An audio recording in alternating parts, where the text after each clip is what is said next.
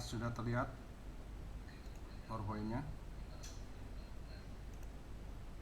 Udah Kak. Sudah Bapak. Oke, bismillahirrahmanirrahim. Assalamualaikum warahmatullahi wabarakatuh.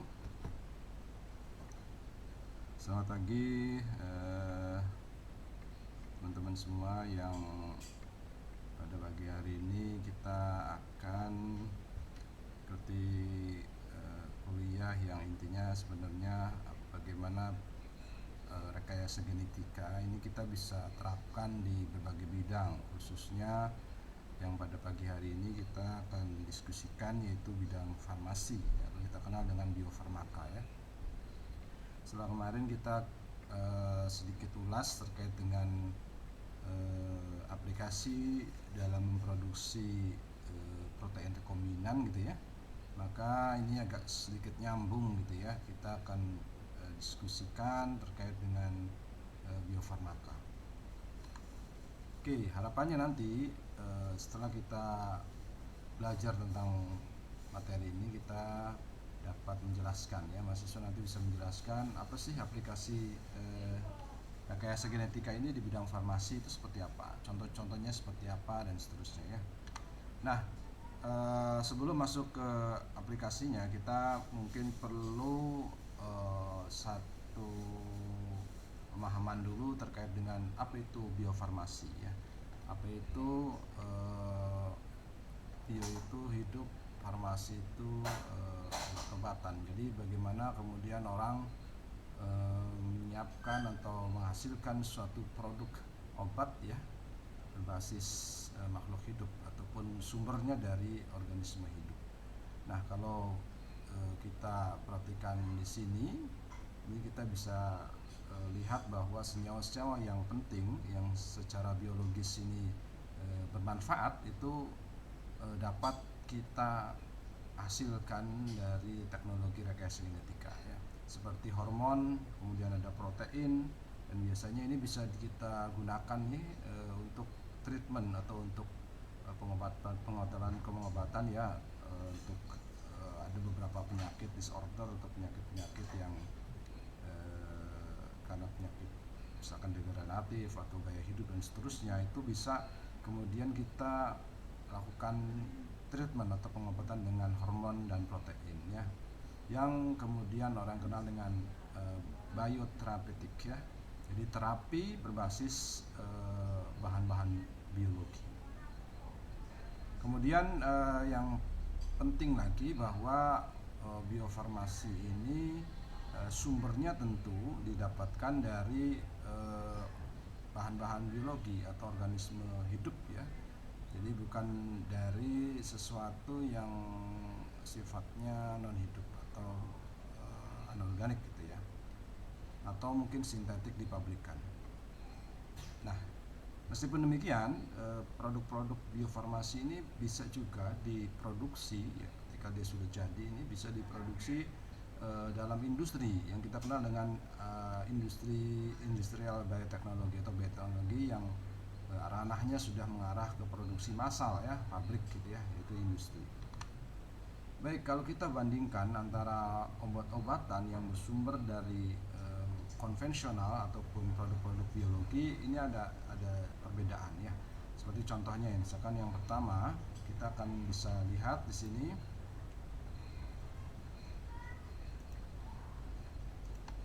Nah, kita bisa lihat di sini bahwa untuk produk-produk obat yang berbasis biologi itu biasanya dia kandungannya atau bahannya itu makromolekul protein ataupun karbohidrat.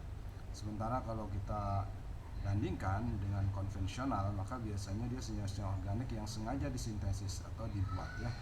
Kemudian perbedaan kedua adalah bahwa produk ini diekstrak atau diambil dari organisme hidup. Sementara kalau konvensional biasanya dari reaksi kimia ya, jadi betul-betul disintesis secara kimia. Kemudian secara struktural biasanya kalau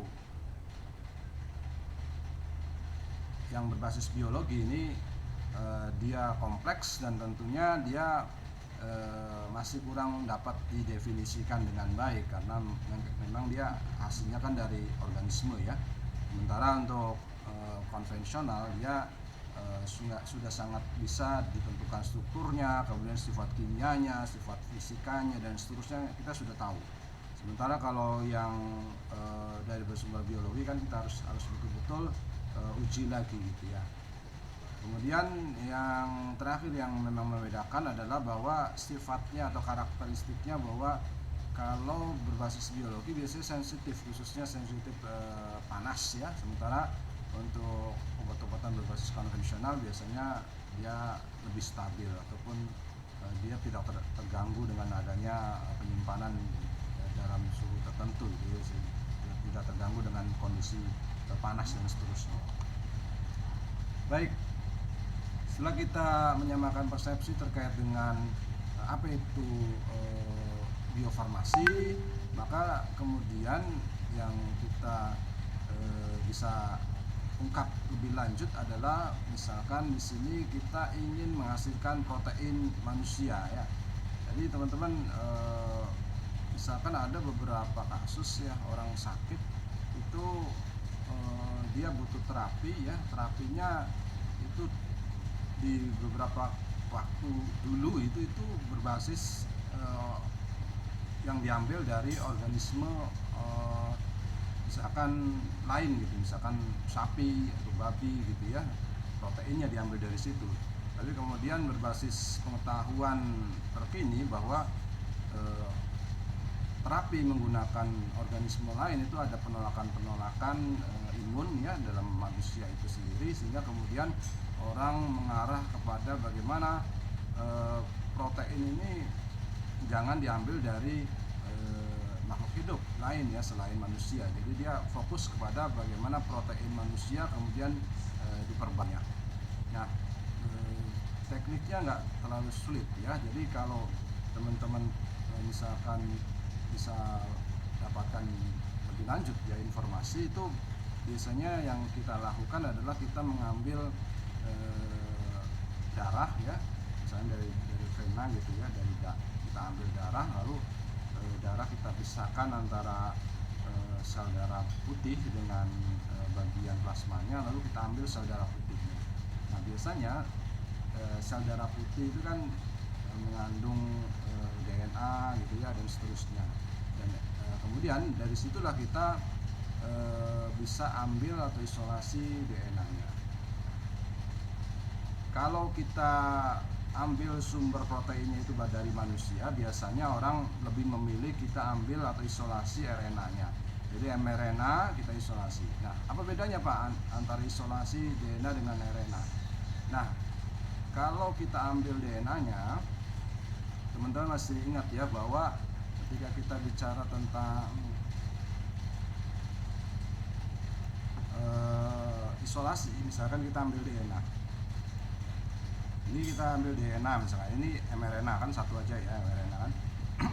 DNA kan rangkap kan. Nah, kemudian yang kita lakukan misalkan ini sama-sama isolasi. Nah, bedanya di mana? Yang biasanya dipilih oleh orang tuh yang ini, yang mRNA. Meskipun sebenarnya mRNA itu jauh lebih fragile ya, atau lebih rentan. Dia mudah sekali rusak. Dengan shaking aja, dengan penggojokan atau apa itu dia mudah rusak. Sementara DNA itu jauh lebih stabil. Tapi salah satu kendala dari isolasi DNA dari sumber protein berbasis eukariot adalah bahwa sebenarnya kalau kita perhatikan DNA itu ada bagian yang disebut dengan intron dan ada bagian yang disebut dengan exon. Mungkin teman-teman masih ingat ya. Jadi ada bagian yang disebut intron dan ada bagian yang disebut dengan exon. Nah, bagian exon inilah yang kemudian akan dibuat menjadi RNA ya. Jadi misalkan saya tandakan ini merah nih ya, merah ini bagian exon. Nah, sebenarnya kalau kondisi alami ketika sel itu melakukan replikasi, maka ini kan diperbanyak nih DNA ini. Lalu kemudian dia akan diubah menjadi mRNA. Yang diubah menjadi mRNA itu hanya bagian exonnya. Jadi misalkan ini exonnya kita posisi sebelah sini. Nah, di sini dan satunya di sini. Nah, jadi kalau kita isolasinya berbasis DNA ya. Sementara ketika kita isolasi DNA, ini kan ada bagian intron yang sebenarnya tidak kita kehendaki, karena kita tidak ingin ini kita ambil ya. Karena yang kita inginkan adalah bagian ekson, karena bagian eksonnya inilah yang akan kemudian kita ubah menjadi protein ya. Jadi ketika kita pilih isolasi DNA berbasis yang bersumber dari DNA sel eukariot seperti manusia ya, itu akan menyulitkan, karena ketika kita dapatkan DNA-nya di sini, maka DNA-nya ini dia mengandung intron yang sejatinya dia harus kita buang ya, kita harus buang. Nah, untuk membuang ini prosesnya harus lebih panjang, dia harus digunting dengan enzim nuklease dan seterusnya. Sementara kalau kita isolasi mRNA-nya, meskipun dia lebih rentan rusak, tapi ada sekarang sudah banyak teknik isolasi RNA ya. Jadi RNA-nya kita ambil dari sel darah putih tadi ya.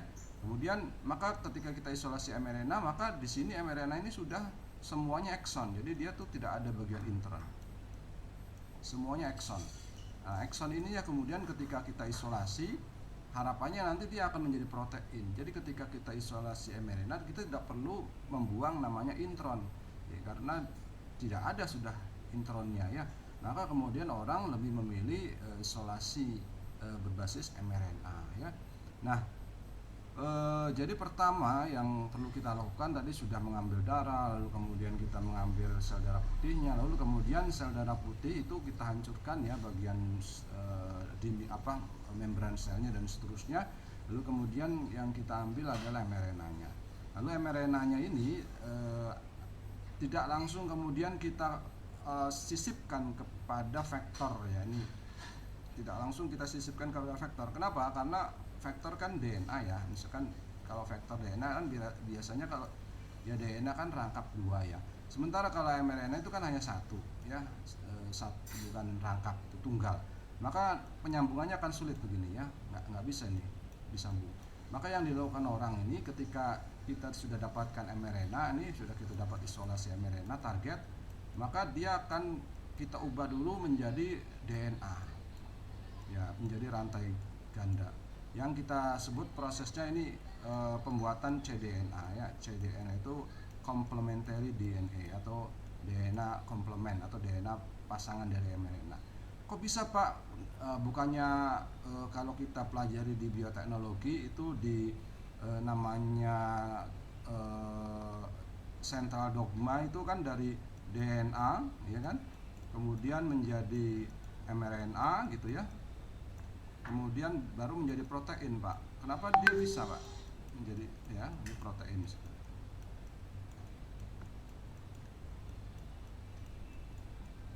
Nah kan kalau di central dogma kan seperti ini Pak ya, DNA diubah menjadi mRNA melalui proses namanya transkripsi, kemudian mRNA menjadi protein melalui proses namanya translasi. Kenapa Pak sekarang kayak kebalik Pak, mRNA kok diubah menjadi DNA? Nah ini yang uniknya dari kita adalah pengetahuan yang di alam itu kemudian kita pelajari.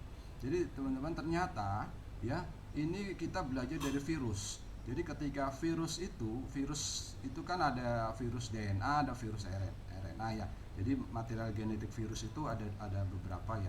Salah satunya adalah virus RNA misalkan, ini kan kita gambar misalkan virus ya. Nah ini adalah RNA. Nah ketika virus ini berbasis RNA, jadi material genetik di dalam itu RNA, maka ketika dia menginfeksi sel, ini misalkan sel ya, kemudian dia masuk ke dalam sel sini, maka virus ini akan mentransfer RNA-nya ya, RNA-nya akan ditransfer masuk ke dalam sel yang akan diinfeksi atau inangnya. Maka kemudian di sini oleh virus dia diubah menjadi DNA. Kenapa diubah menjadi DNA oleh virus? Karena DNA inilah yang kemudian akan bergabung dengan DNA dari inangnya, sehingga kemudian si virus bisa memaksa inangnya untuk menghasilkan bagian-bagian tubuhnya, sehingga virus itu berkembang pesat di dalam sel inangnya. Nah, ketika orang pelajari, oh berarti mRNA bisa menjadi DNA ini oleh virus ini. Oh iya betul, ternyata ada pengetahuan seperti itu. Nah, virus ini punya ternyata mekanisme mengubah mRNA menjadi DNA, yaitu yang kita kenal dengan mekanismenya. Ada enzim tertentu yang kita kenal dengan enzim transkriptase ya. Jadi itulah yang kemudian enzim reverse transkriptase itu, atau enzim yang kebalikan transkriptase ya.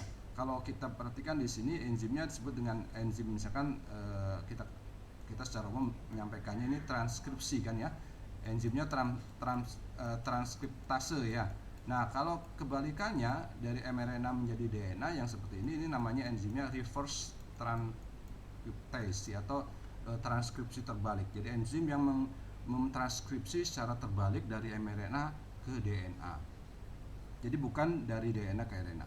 Nah, pengetahuan inilah yang kemudian orang-orang manfaatkan untuk mengambil mRNA, mengisolasi mRNA dari sel yang dari eukariot, kemudian mRNA tersebut diubah menjadi DNA.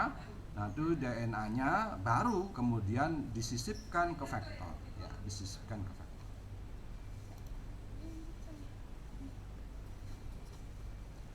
Oke, sampai sini ada yang ingin ditanyakan? Ya. Jadi sekali lagi, ketika kita bicara bagaimana kita menghasilkan protein dari sel eukariot misalkan, maka kemudian kita betul-betul harus perhatikan bagaimana mendapatkan sumber proteinnya itu. Misalkan proteinnya berbasis sumbernya dari manusia, maka kita harus pahami adalah protein sumber manusia ini, protein kan pasti ada gennya kan. Nah, gennya apa nih penyandinya? Maka gennya itulah yang kemudian kita perbanyak. Bagaimana gennya kita perbanyak? Berarti kita harus isolasi dulu kan bagian dari selnya tersebut. Kita pilih isolasinya isolasi mRNA. Sudah dijelaskan tadi, bukan isolasi DNA ya. Kalau isolasi mRNA, harapannya bahwa mRNA yang didapat itu sudah betul-betul semua bagian ekson. Jadi semua kemudian bisa akan diubah menjadi protein tanpa harus pemotongan-pemotongan ya, yang kemudian kita itu akan dapatkan ketika kita isolasi DNA. Jadi kalau kita isolasi DNA kan hanya ada intron yang kita dapatkan, intron harus kita buang kan. Sementara kalau isolasi mRNA intronnya nggak ada, sehingga ekson semua nih. Jadi kita bisa mRNA kita dapat semua ekson, dan ekson itu harapannya itu menjadi protein yang kita targetkan kan. Nah, kemudian ekson mRNA yang kita dapatkan kita ubah menjadi DNA ya, menjadi complementary DNA atau DNA komplement yang disintesis atau dikatalisis oleh enzim reverse transkriptase ya. Lalu kemudian setelah menjadi DNA, karena dia sudah double strand, maka ini kita bisa sisipkan di vektor. Ini misalkan saya gambarkan vektornya ya. Maka ini DNA-nya yang double strand. Nah, sudah seperti ini bisa, ini DNA sudah DNA target ya. DNA yang sudah akan menyandi. Nah, ini kemudian yang gabungan ini vektor dan DNA yang kita targetkan ini bisa kita transformasi atau kita pindahkan ke inang yang dimana tempatnya yang akan kita gunakan untuk memproduksi. Misalkan kita bisa gunakan bakteri ya. Contohnya di sini Escherichia coli atau Bacillus spp ya. Nah, setelah Escherichia coli atau E. coli dan Bacillus spp ini dimasuki oleh ini ya, oleh si vektor yang sudah disisipkan dengan DNA target. Nah, ini kemudian kita bisa kultur tuh ya, perbanyak.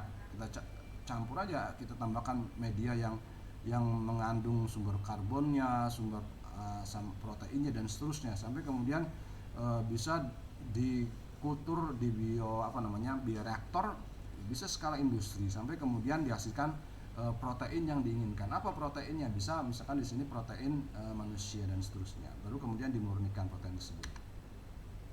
Baik, ini beberapa contoh protein yang sudah dihasilkan oleh industri atau perusahaan-perusahaan luar negeri ya, yang bisa digunakan untuk terapi. Seperti kita, misalkan saya yang paling terkenal, misalkan kita lihat insulin ya, misalkan ini ada namanya insulin.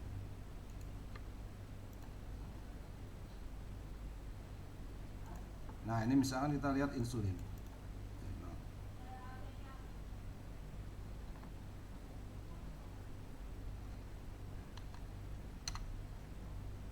Nah, misalkan kita bahas tentang hormon insulin. Ini hormon insulin kan hormon yang diambil dari manusia kan. Sebenarnya dari organisme lain bisa ya, tapi nanti kita lihat apa kendalanya.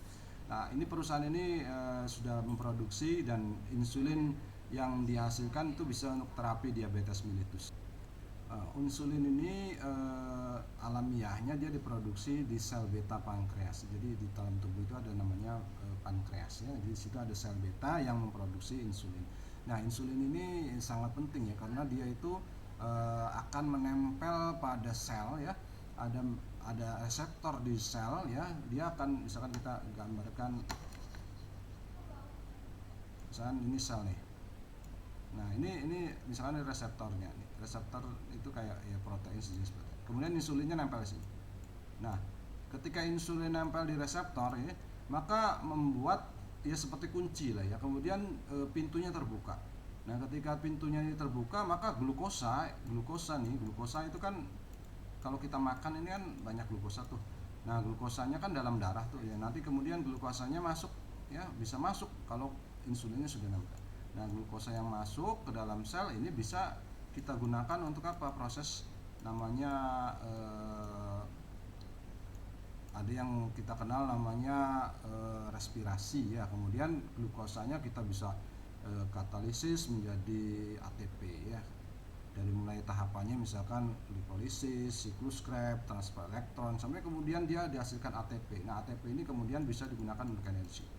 Jadi ketika adanya insulin, maka glukosa itu bisa masuk ke dalam sel, bisa dimanfaatkan oleh sel. Sementara kalau insulinnya tidak ada atau diproduksi dalam jumlah yang sangat kecil atau sedikit, maka proses masuknya glukosa ini nggak bisa ke dalam sel. Jadi insulin kan seperti kuncinya. Jadi ketika insulin nggak ada di sini misalkan insulin nggak ada, reseptornya nggak kena insulin, maka glukosa yang dalam darah ini ngumpul di sini. Ya, glukosanya di dalam darah semakin banyak, biasanya akan dibuang melalui ginjal ya. Lalu ginjal karena ada kadar glukosa yang pekat, maka dia akan melakukan pengenceran sehingga kemudian cairan keluar. Makanya orang-orang kena diabetes mellitus itu biasanya sering ke kamar kecil ya, sering pipis ya gitu ya. Nah, itu kita bisa dapatkan bahwa ternyata insulin itu sangat penting ya. Nah, orang bisa melakukan terapi insulin ya kalau sudah parah banget ya, biasanya bisa terapi insulin. Tapi kalau belum panas sih biasanya hanya pola makan ya untuk diabetes tuh. Jadi kalau sudah parah bisa diinjeksi insulin tuh, sehingga kemudian insulin bisa nempel di reseptor sel, lalu glukosa bisa masuk dari darah menuju ke dalam sel untuk bisa dimanfaatkan. Ini kalau diabetesnya berbasis insulin ya.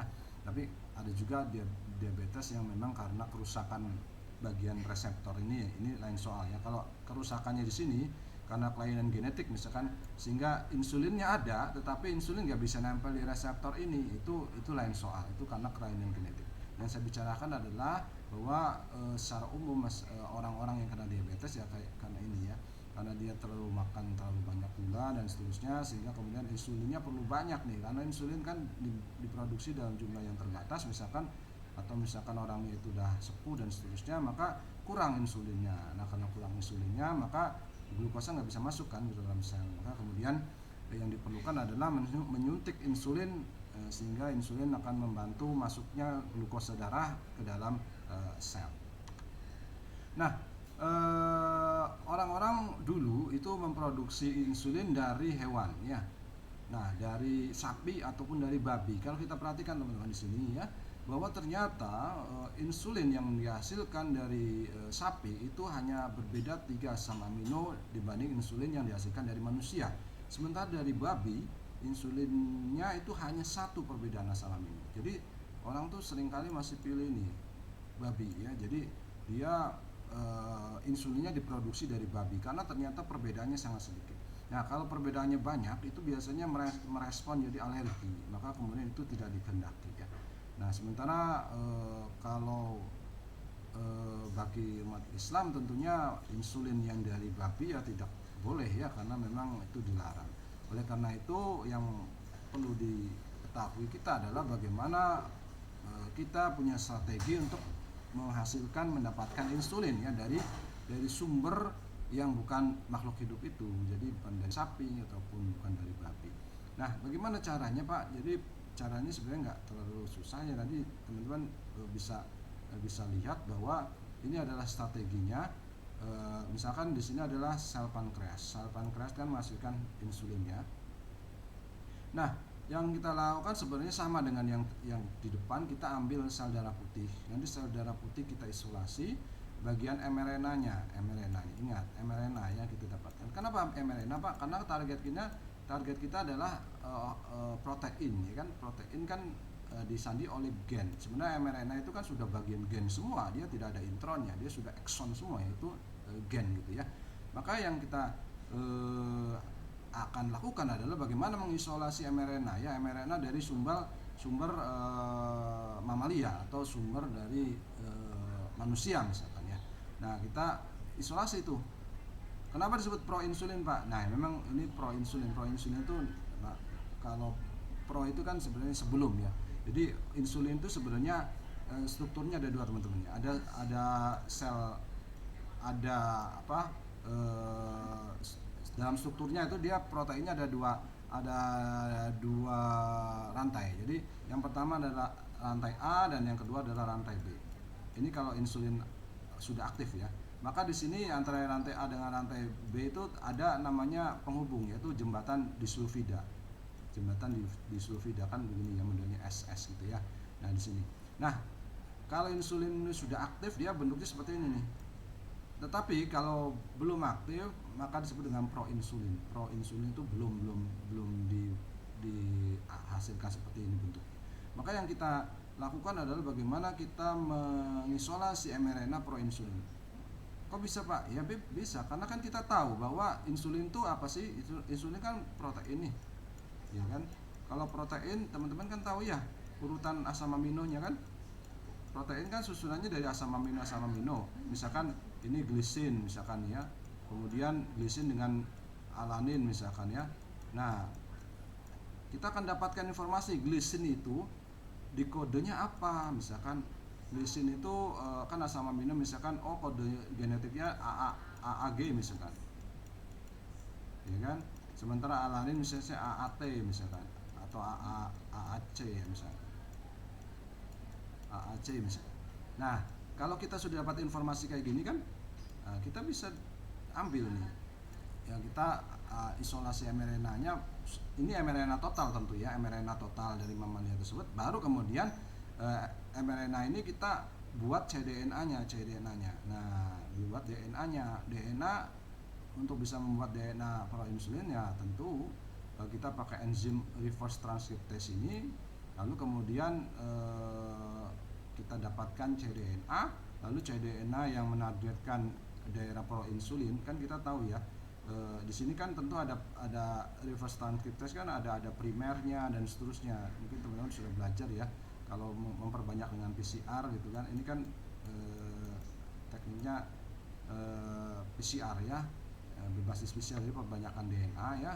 Tapi enzimnya bukan transkriptase ya, tapi reverse transcriptase ya.